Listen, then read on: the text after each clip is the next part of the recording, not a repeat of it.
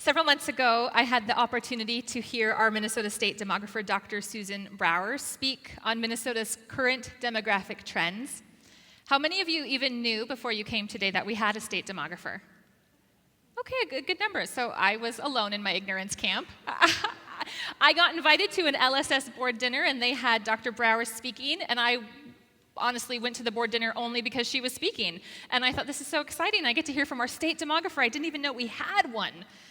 I heard Susan talk about the ways our population is shifting, particularly how the largest segment of our population is 65 and over, and that the most diverse portion of our population is currently under the age of 4, and that diversity in our state will only continue to increase in the next number of years.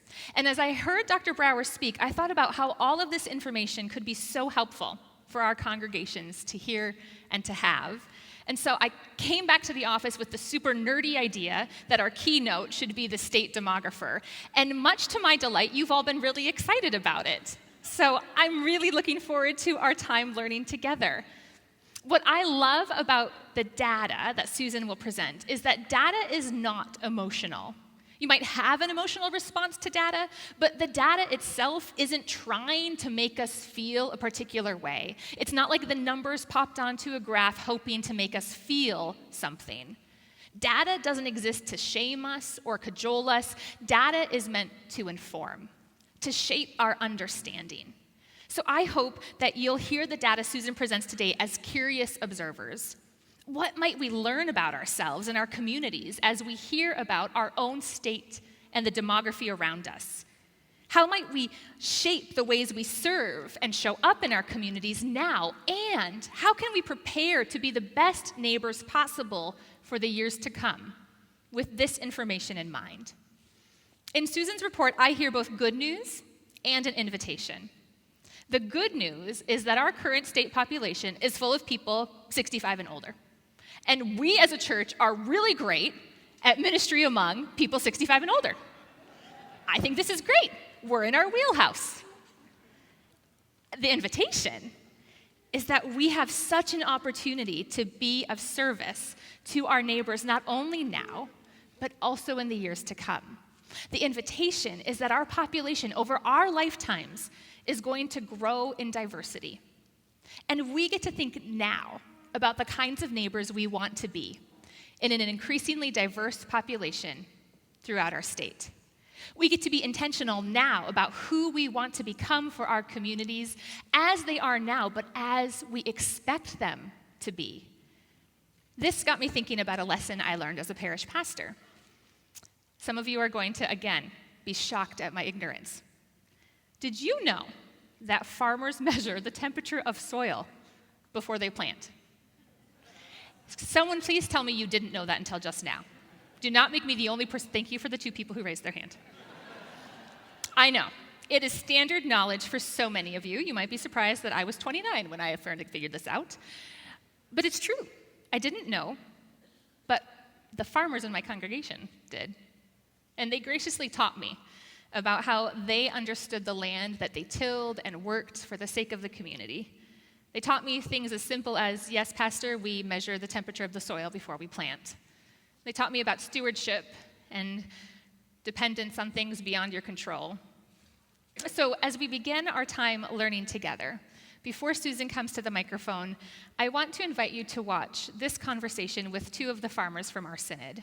I want you to listen to the ways they might teach us things about what they learn from the soil, the ways that they adapt to the soil that surrounds them, the ways that their environment informs how they farm, how they think, how they work. I hope that we too are willing to learn about the people and communities that we're a part of, much as our farmers learn about the ground that they work and the soil they till. I hope that this morning we'll have open minds, an ability to learn about the place we've been called to serve, to walk together and proclaim the gospel. So let's listen now to the wisdom of some of our very own farmers. So I know that your family has been connected to the soil in this area for generations. How long has your family been farming this land?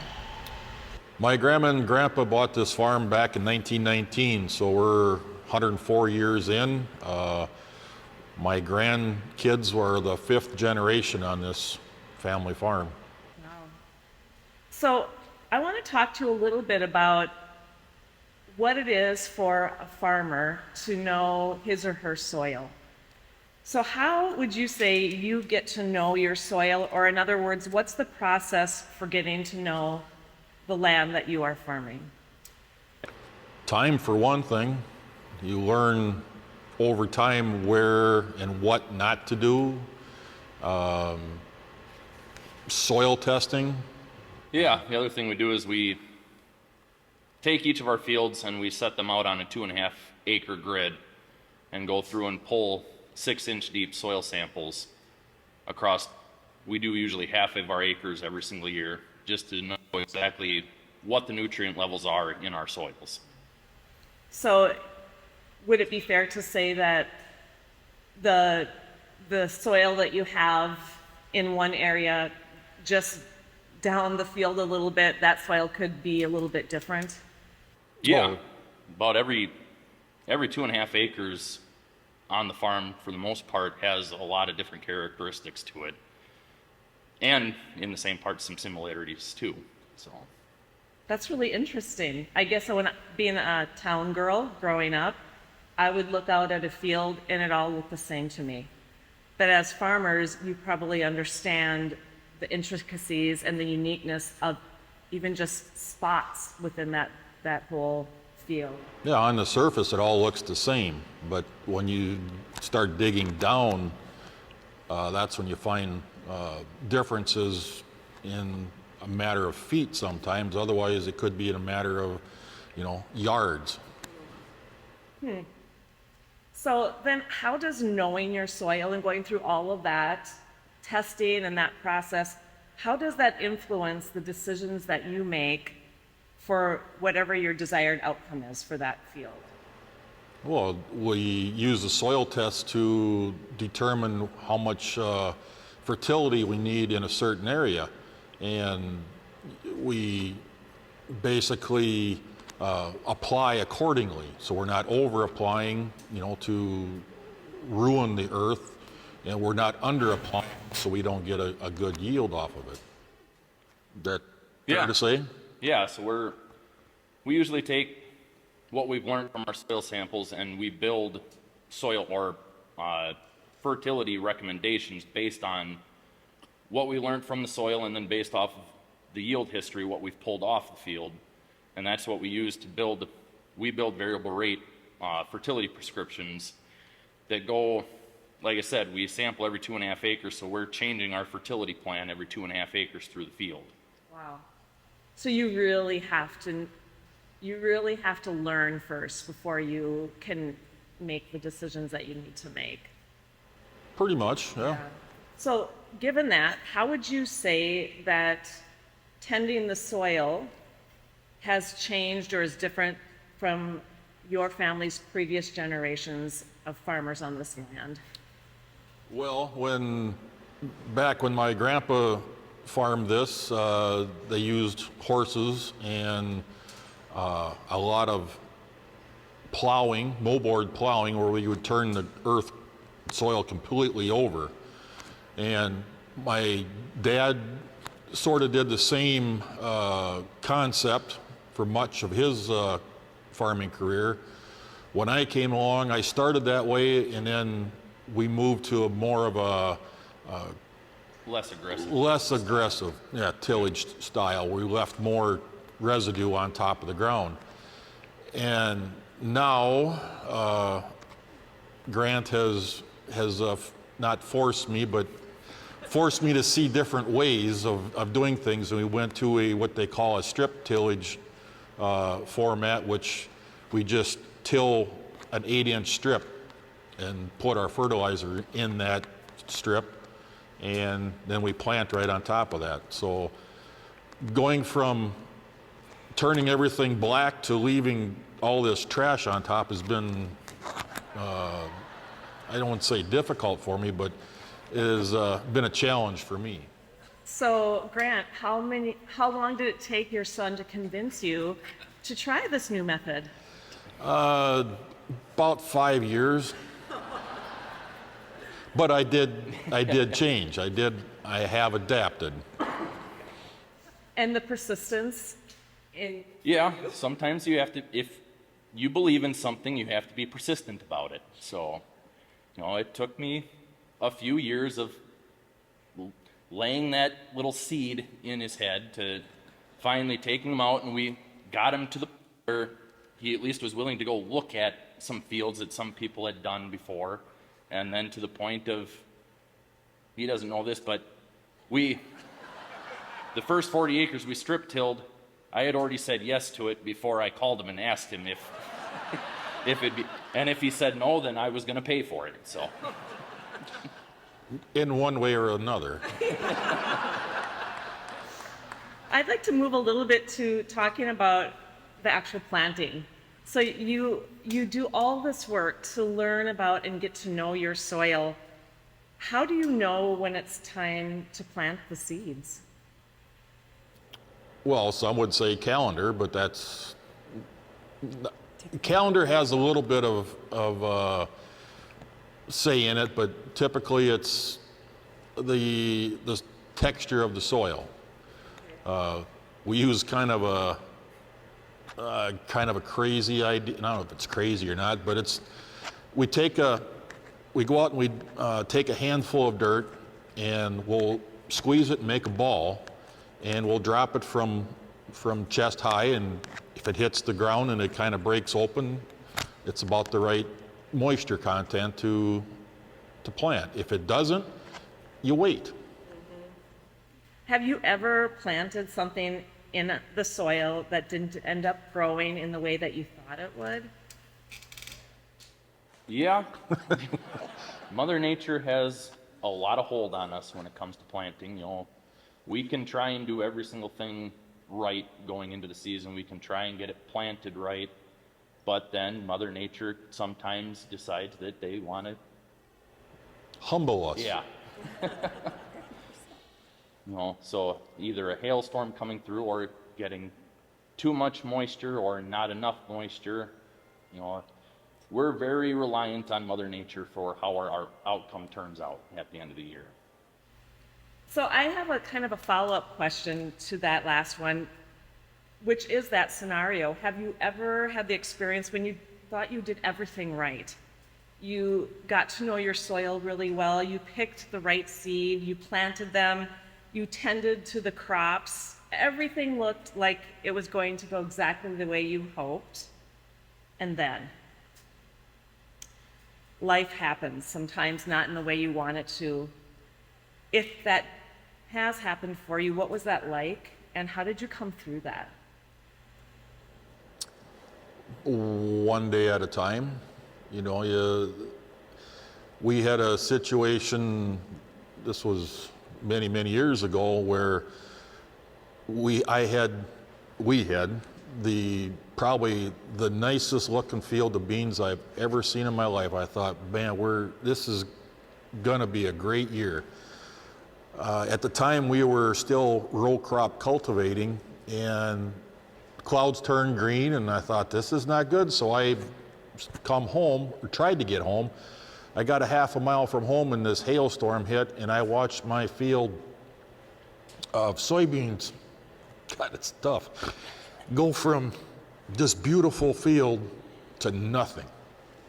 And it really humbles you when you see that happen, because I had no control over it. But, we had people to help us out. We had, insurance, and we came out good on the back end of it. But it doesn't always go the way you plan. No, farmers are eternal optimists. If it didn't turn out well this year, next year's always going to be better. We always have a shot next year, but You hope. the year that it doesn't go well, it's hard. Rely on faith. I have a final question I'd like to ask you, and as you know, the theme for our Synod Assembly this year is flourish. And from Psalm 1, we hear these words like trees planted by streams of water. When you hear that Bible verse, like trees planted by streams of water, what do you hear for you? I hear lush growing corn standing tall along the road. It just, there's nothing like it to see that corn crop or the beans. It's just beautiful. I don't know what you guys think, but. Well, that's pretty much what I get out of it is everybody finds beauty in different places. Some people think deserts are beautiful. Some people think the forests are, but growing up where I did and living where I do, driving down the road with my family and being able to look out across the field and see that's what I did and I put all this work and time into it, and then being able to get through the end of the year and see the return that I get out of it that's what that makes me think of. So. Well, I really want to thank all of you for being with us. I also want to note that Barb is as much a part of this farming family. She is a co-farmer with her husband and her son, and she has lost her voice. So she would have contributed today. And Sarah, thank you for being here as well. Thanks for being the farmers that you are. You have been inspiring for me, and I hope that all those who are watching at our assembly this year are inspired by your story too. Thank you.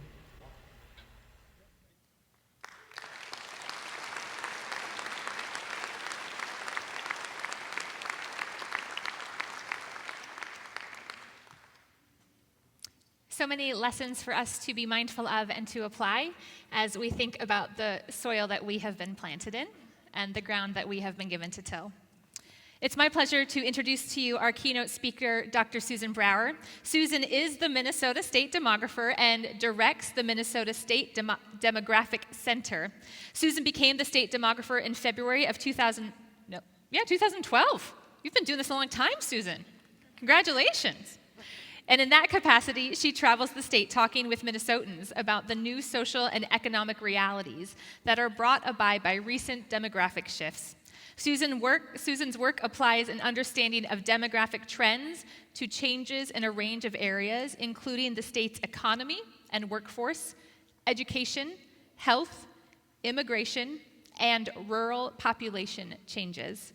Today, we are privileged to learn from Susan and to consider the soil into which we, the congregations of the Southeastern Minnesota Synod, have been planted, and from where we can flourish. Susan, we are so excited to share in this day with you. Welcome.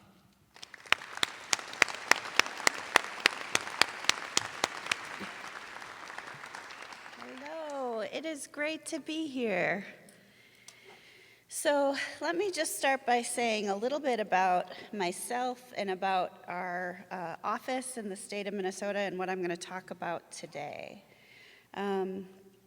First off, I was born and raised in Minnesota. I was born in Minneapolis, as was my mother, but before her, all of my people come from southern Minnesota as farmers, as Lutheran Norwegian farmers.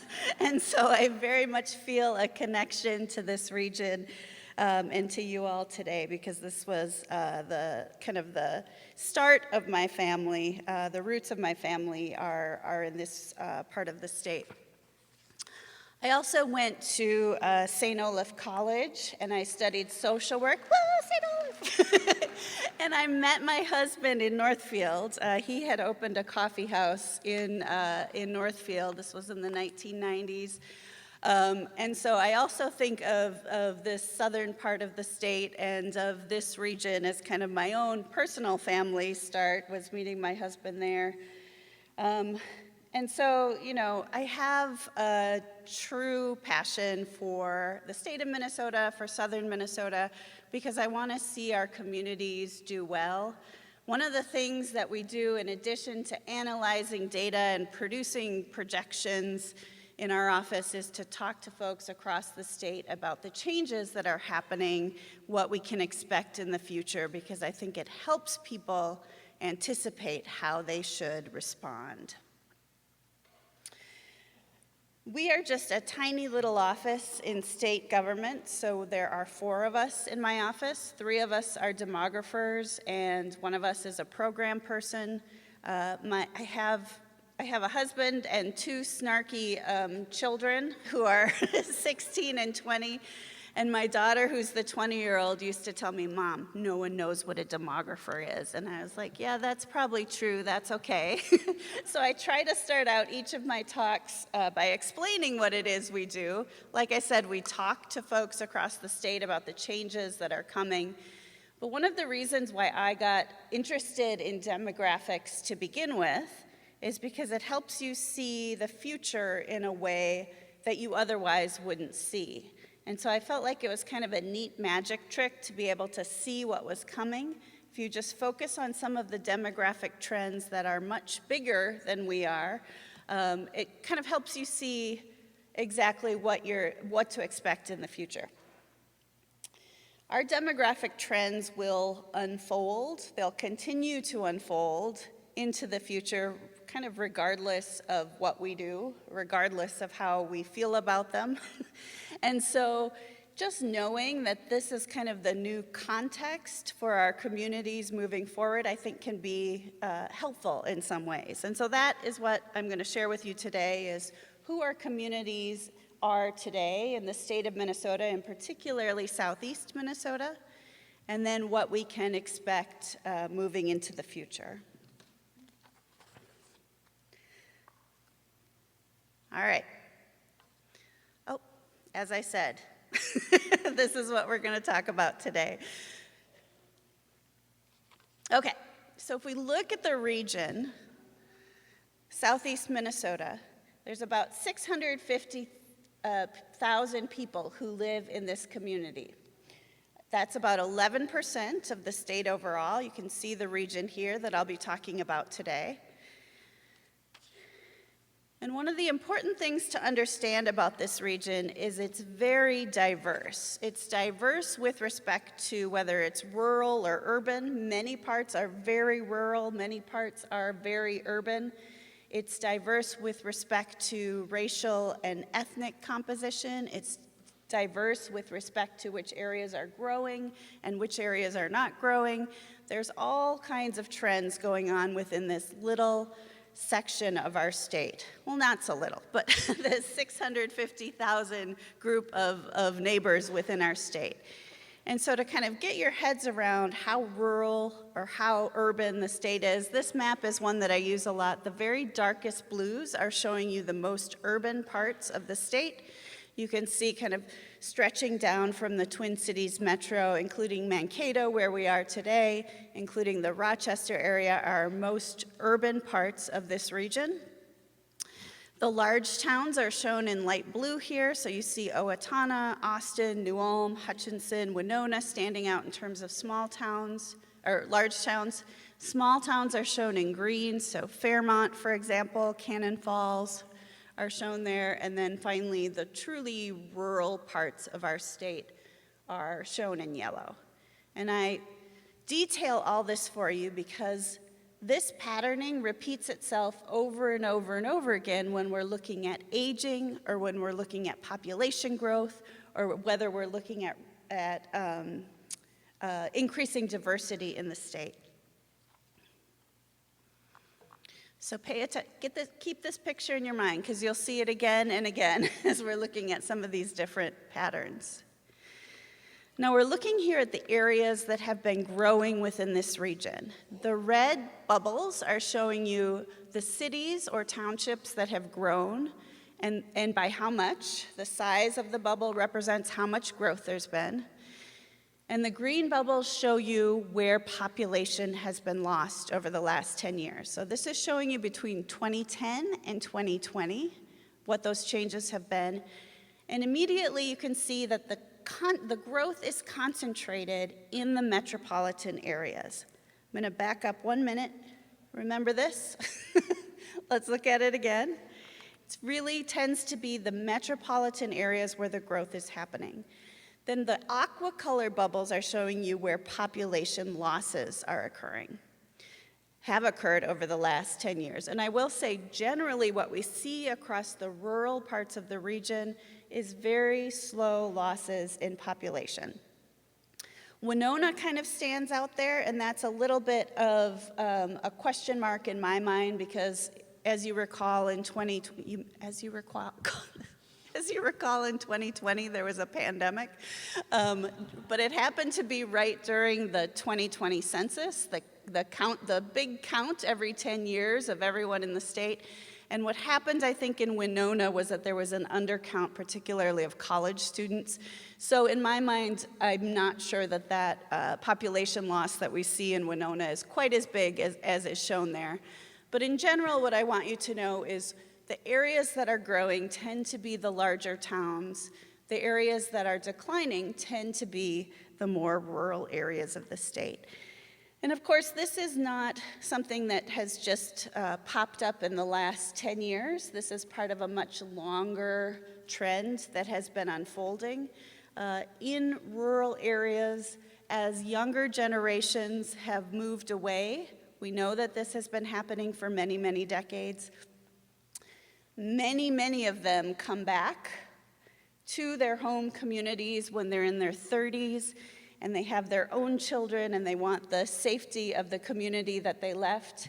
But what we know is that not as many people return as left when they were younger, and so this sets up a dynamic where you have an older and older population in some of these rural areas, and you have a very slowly declining population overall.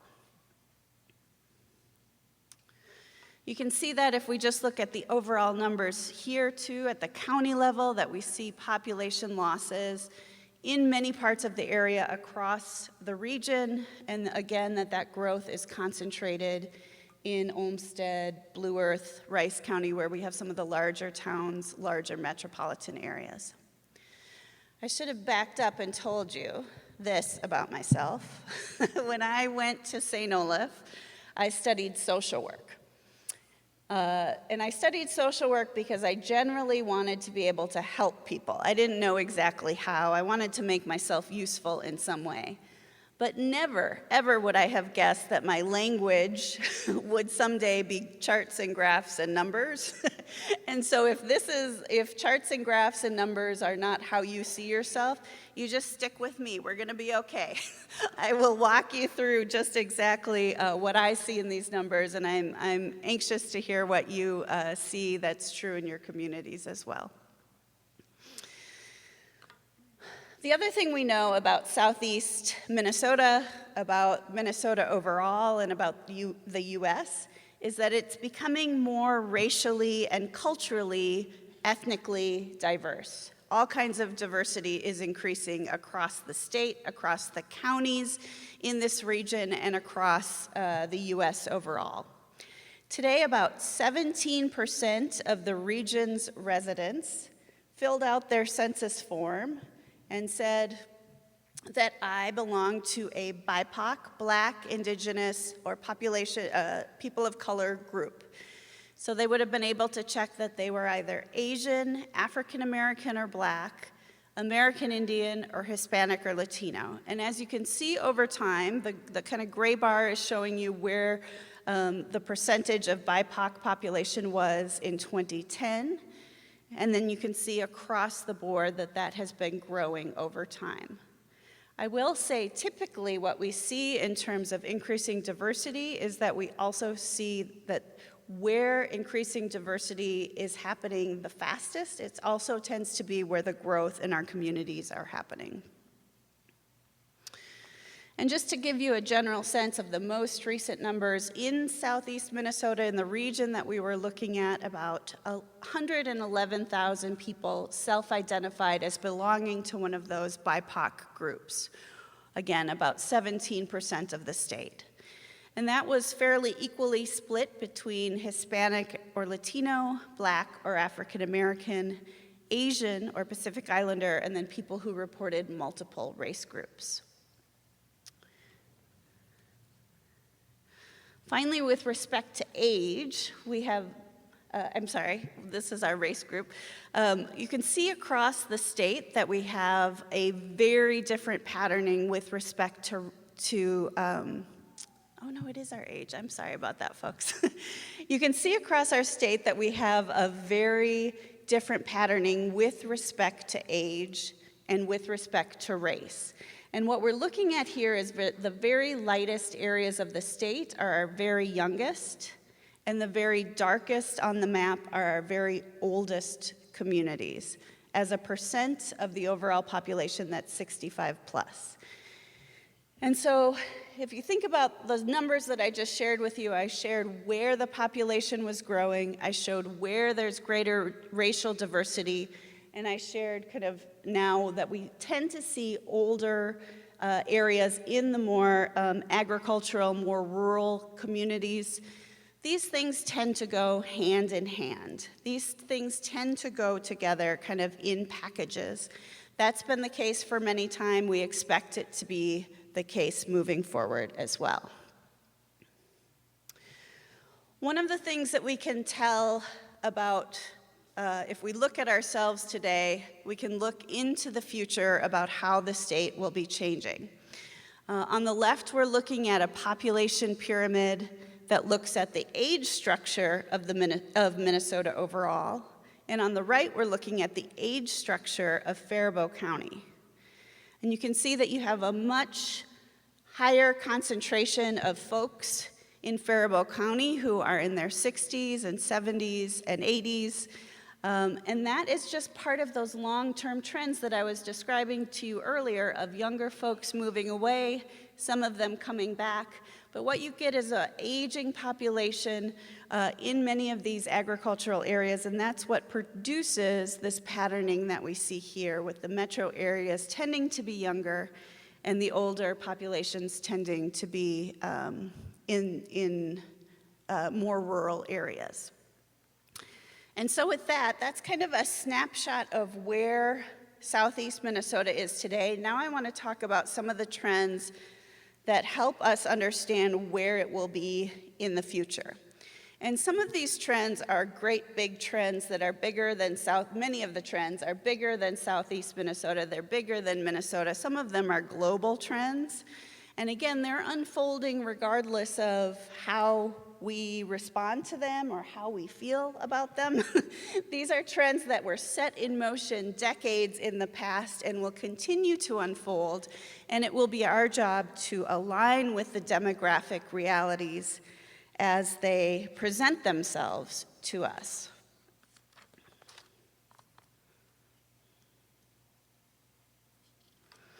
So we make population projections for the future.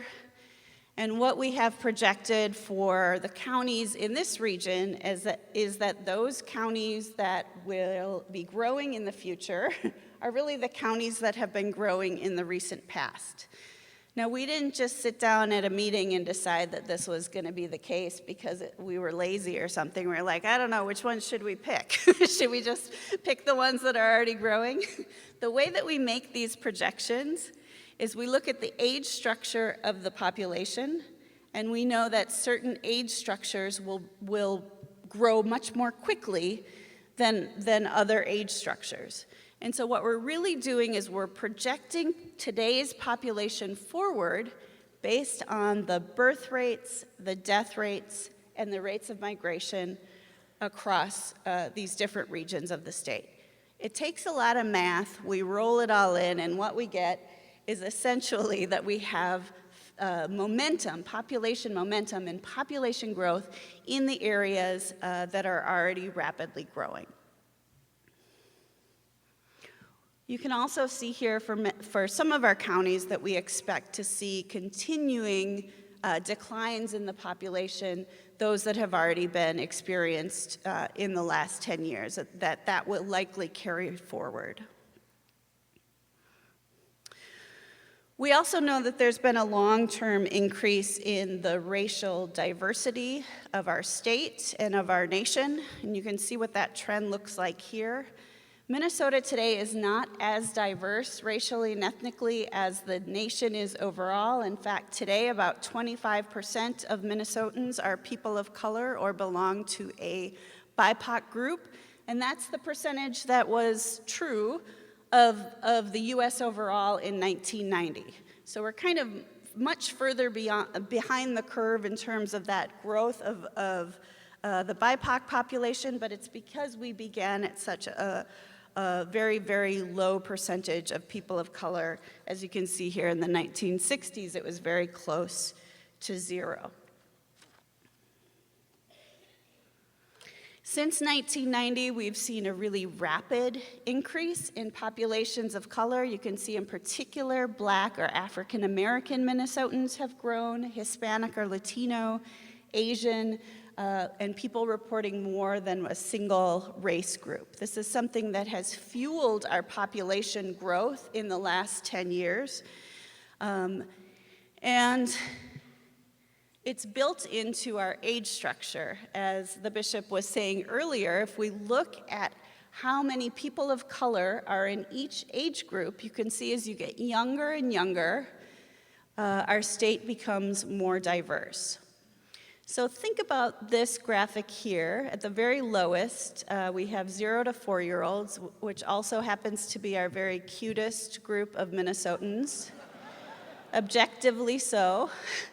If you think about this group as if this graph as if it's an escalator, and every 5 years everyone moves up a bar, every 5 years everyone moves up a bar, you can start to see how the diversity of our state is growing up from our lowest population groups, from our youngest population groups. And as those young, our babies, our children, get older and grow into their own parenting ages, they will have children who are diverse as well. And that is the momentum of the diversity of our state growing as we go forward. We know regardless of what happens with international immigration, if there is no more international immigration to and from Minnesota and no more migration from other states, and we're just growing from our own communities, that we will continue to become more diverse just because of the way that this age structure is patterned, because we will have more and more parents over time who are people of color. So I share this with you and lay out the mechanics in detail because I want you to understand that diversity is not, the increasing diversity of our state is not something that is going to happen in the future. This is something that was set in motion in the past, and it's something that is growing from people who already are living their lives here in Minnesota and part of our communities. That's true of the aging trend as well. That's true of the population growth trends as well. Most of them are being driven just by people living their lives, having their families, experiencing old age, and passing away even. Most of our demographic trends are moving forward on their own momentum just because of the ways that we walk around and live our lives on a day-to-day basis. And so what that means is that what we experience in the future in terms of demographic trends is kind of the unfolding of our history right in front of our eyes. And again, it is our task to figure out how we align to some of these new realities. Now, one of the things that happened in the last decade for the first time in our state's history is our white non-Hispanic population began to decline. The aqua-colored circles on this map are showing you the counties where in the last 10 years, the white non-Hispanic population in those counties shrunk. And typically people's minds, because this is how human minds work, we think about, well, where did those people go? Maybe people who are pastors and faith leaders don't think that way because you're much more experienced with death. I'm sorry we're talking about death before lunch, but we're going to do it. What's happening here is not people moving away. It's not white people moving out of these counties. This is because of that age structure that I was telling you about. We have many, many more people at the older ages who are white, and they're moving on to the great beyond. They're moving on. They are not moving out of the state and moving on to another place within Minnesota or within the US. Again, this is a dynamic of folks just living their lives in their communities. I wanted to pause and make sure that I remembered to tell you this. I know I already mentioned it, but let's take a moment. Population growth and diversity go hand in hand. The areas in our state that are growing tend to be areas that are more racially and culturally diverse. If we look at the state overall in the last 10 years, our state only grew because populations of color were growing in the state. And so what we can expect in the future is that we will become more diverse as a state overall, and many of our counties as well. Now, that's not going to be true for every single community across the state of Minnesota. We know it's very, very different, as I showed you when I started out here. But there are some communities that will remain looking like they looked 100 years ago, but those are the counties that are very likely to be slowly declining over time. Again, this is the experience of moving forward in time and just these trends playing themselves out. Now, so far I've been talking about kind of racial groups as if both racial diversity and major racial groups as if they're one big thing. Of course, that's not the case, and so I wanted to share with you a graphic just to show you the great diversity of our state with respect to cultural origins and national origins. Our largest populations in the state that are communities of color include US-born African Americans, Mexican, Hmong, Somali, and other Hispanic groups. And so I just wanted to make that note that, of course, that's important to note that there's a lot of diversity within the groups that we often talk about as diverse. The last thing I wanted to share with you before we turn, if there are any questions, is just to talk about the aging trend in the state and what that means. And this is another example of our trends that have been set in motion in the past that are now playing themselves out. If we look at the last 6 decades of aging in the state, our older adult population has grown anywhere between about 40,000 and 77,000 people each decade. The older adult population was growing because our state was growing.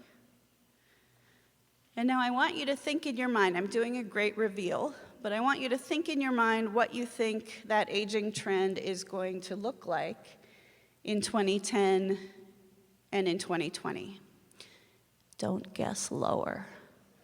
It's a terrible guess if you're going to guess lower. Don't do it. I know. We have added last decade 225,000 additional older adults to the state. We will add about 225,000 more this decade. We're right in the middle of a massive transition to an older state. And it is not happening in a very kind of smooth fashion because, of course, there was a baby boom between 1946 and 1964, and those baby boomers are reaching age 65 and pushing those numbers up quickly, very rapidly. Our older adult population will continue to grow after 2030, but it will go back to kind of doing it at the pace that it was before. So what we get at the end of this big transition is an older state, older communities, and it's, again, is just the outcome of birth rates 60 plus years ago. This is just the unfolding of what happened in the past. So there's not a whole lot we can do about, just like we cannot do a whole lot about our own individual aging. These are, at the community level, these are trends that we need to think about how we respond to and how we adjust to some of these changes. Now, I know many of you, your communities and your congregations are older. You have experienced some of these changes already, and can probably lead the way for other members in your community, other state leaders and other community leaders, to tell them just what it is that our older adults need in the state. I wanted to mention that one of the aspects of aging that we're currently experiencing is that the baby boomers are moving out of the workforce. So they're retiring. Again, they're living their lives. If they're lucky, they're retiring. They're going to the lake, if they're lucky. And what's happening is it's changing the nature of work. So that now in our state, we have a huge worker shortage. We have a surplus of jobs and very, very few people to fill those jobs. This is going to make really important impacts on the community going forward, and it's something that we see will likely remain into the foreseeable future. It's not something that we have experienced before, to have very, very slow labor force growth. The green line on this graph is showing you just how quickly in the past our workforce has grown. You can see in the 70s, the 80s, the 90s, we had more and more people who were stepping up and able to take the jobs that our employers had. But since about 2010 and into the foreseeable future, we don't see a whole lot more growth in the number of people who are available to work. And this is going to be important for our communities because it's a real shift in kind of how employers think about how they find workers, but also how potential workers think about how they find jobs. So I think this is just an important thing to be aware of moving forward, that our communities will likely be shaped by this massive change that's being brought about by population aging and by the retirement of the baby boomers. I want to end my very last graph for you here. So those of you who like numbers can be sad, and those of you who have had enough can cheer, but cheer quietly. No, I have a thick skin. You can cheer loud. It's fine.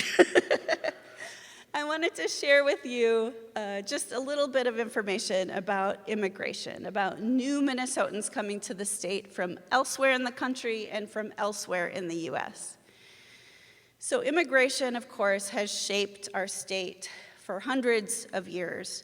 But in recent years, much of the growth that we have has come from international immigration abroad. And you can see the blue bars on this graph are showing you the number of people that the state gains every year because of international immigration.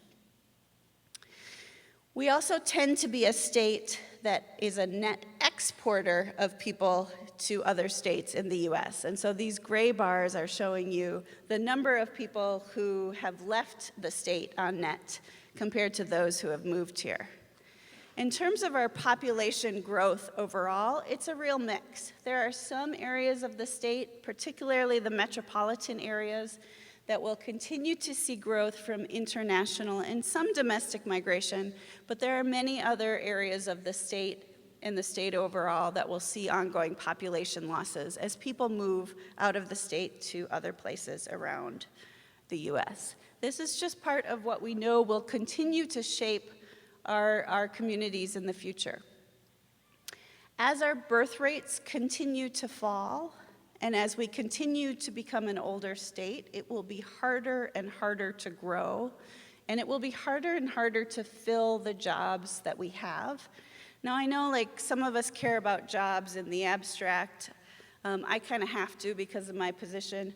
But if you think about the jobs that are truly necessary to keep your community going, those caregiving jobs, those teaching jobs, these are some of the kind of heart and soul, the engine of your communities.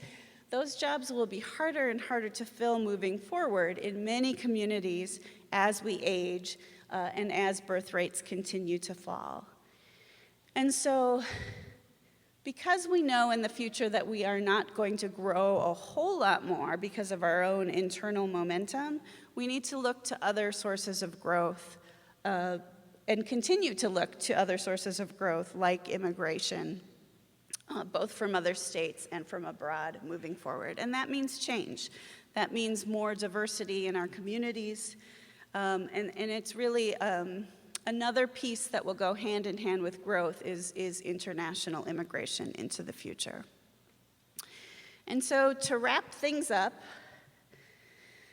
we know that in the future, almost all communities across the state will be older than they are today. There may be a few that on average get a little bit younger because they have so many young people moving in. But on average, the aging of our state, the aging of our communities is a universal. It's something that, as I said, has been set in motion, and here we are experiencing it. Some communities within the region will become more racially, culturally, ethnically, linguistically, religiously diverse, but others will not. It will be very different depending on where you are. Some communities within the region will grow rapidly, others will not. Others will continue to decline from their own momentum. But I wanted to leave you with this thought, and that is that these demographic changes are the consequences of how we have lived our lives in the past and how we're living them now. They are not reflections of how beautiful or safe or loving a community is, by no means. The communities in the future, no matter how big or small or young or old, diverse or homogenous, they're going to be filled with people who need to find meaning, who will desire human connection, and who will want to be a part of something larger than themselves.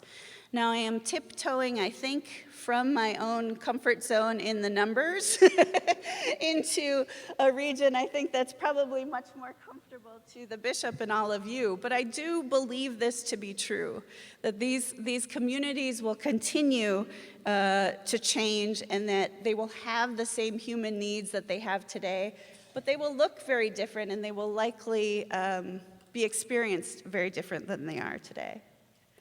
And so with that. Thank you.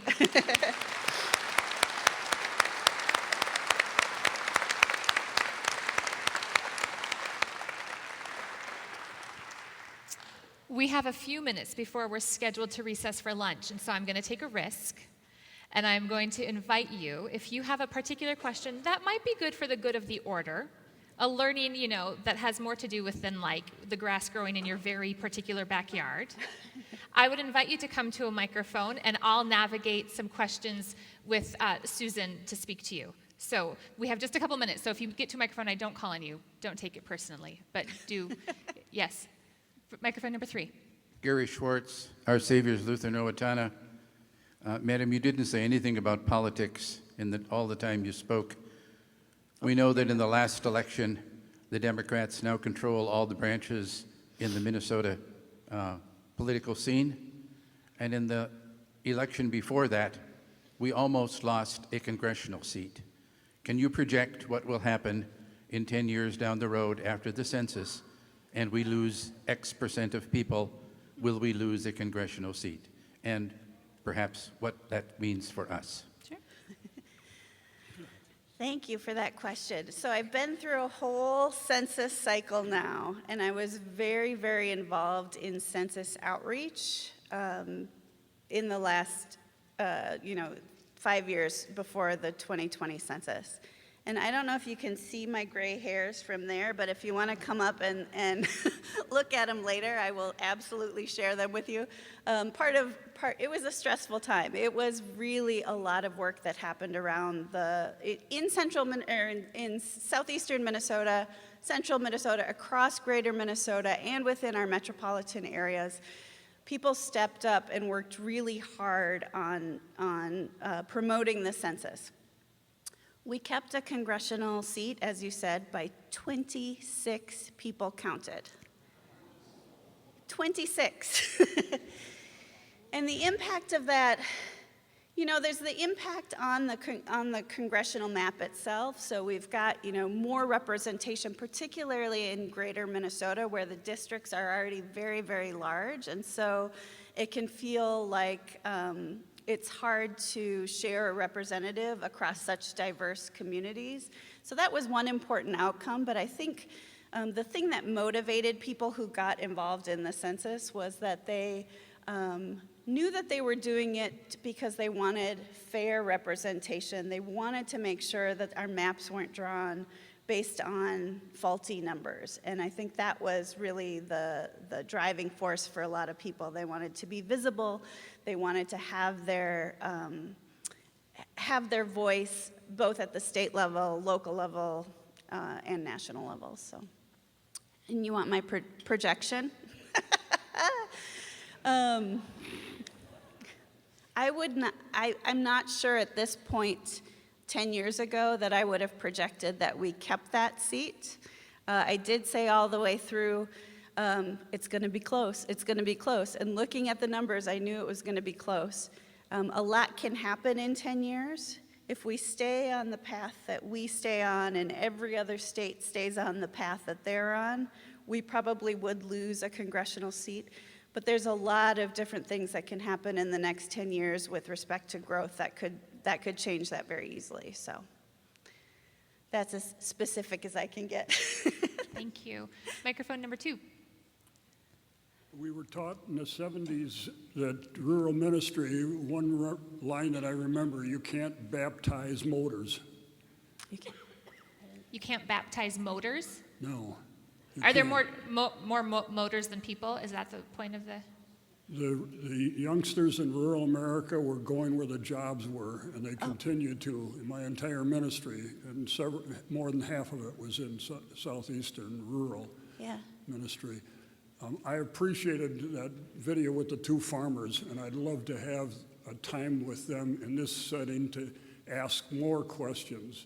The other thing that I was puzzling about as we came over here, we have in our smaller towns, because of how difficult it is to build new schools in smaller communities and the fleeing of the children with the new grandchildren, I'd be interested to hear sometime your comments about what it's doing to the schools in our smaller communities and how that's making a very difficult time, not only for transportation, but for the attendance and so forth. Thank you for being here. If I can just address the comment that you made about fleeing, there has been outmigration, absolutely, from rural areas, and there will likely continue to be, and it is based on economic opportunities elsewhere, absolutely. But we also know, if we look at the numbers, that people, when they reach parenting ages, when they have children, they come back to their home communities. We see this huge reverse migration to rural communities. Not as many as left, so I don't want to overstate that, but I do want to say that it's helpful to me not to think about it like a mass exodus. It's more complex than that, and it's more back and forth than that. My own family was farmed in Owatonna. I think I mentioned that earlier. And my mom and I grew up in Minneapolis, so we're kind of the product of the folks that didn't come back. But there's plenty of folks that go back and forth. So I just want to kind of address that it is not only a one-way migration. It's really kind of people moving back home as they're able, but also some do get left behind. So yeah. Susan, would you say that's part of the reason the decline in a rural community is a slow decline? I heard you describe it, or a slow population loss in rural. Absolutely. Because people are coming back. It's just that fewer people are returning maybe than had left. That's absolutely part of the long-term dynamic. Sure. And so I think it's helpful to think about that reverse migration because it's a different narrative in your head. I mean, the questions about why are so many people leaving, yes, it's economic, but they're also returning because they know the value that is in that community to raise their own children. And so both things are true. So I guess I would just put that out there. Yeah. This will be our final question, microphone 3. Tim Bowman, Zion Lutheran, Stewartville. Maybe there's not enough data on this, but in terms of like future growth, is there any, can you speak to anything about like Minnesota becoming like a climate refuge for people fleeing or moving away from climate change areas? Yeah, I love this question. Thank you. That's one of the things, that's one of the big unknowns in our projections. I mentioned earlier, we don't know what's going to happen in the next 10 years or 20 years or 30 years with respect to migration patterns around the U.S. And climate change is one of the reasons why we don't know what's happening in the future with migration. Right now, in the U.S., most of the population growth that's happening, the bulk of the in-migration, the bulk of the growth is happening in the areas where water resources are the scarcest, and at some point, something has to give. And so we expect to see a change in migration patterns at some point within the U.S., but also globally as climate change unfolds. We haven't experienced this in the past, so we don't know exactly how it will impact Minnesota. We're pretty good at making projections of things that we've seen a lot in the past, but when something comes along like this that is just uncharted territory, it's really hard to say just exactly how many people we will see as a result of that. But all that to say, I do expect to see changes due to climate. I'm not exactly sure when or how much change there will be, but certainly it will switch things up compared to what we're seeing now. Thank you. I would invite you to share with folks where they can find more information about demographic trends from your office. Oh, yeah. Super accessible, so tell them about that. So we have a website, mn.gov/demography, and it has a lot of this information on the site. And there's also a great website called mncompass.org that shows a lot of demographic trends as well. So both of those things. Thank you. Thank you so much for your time and your expertise, thank you. Susan.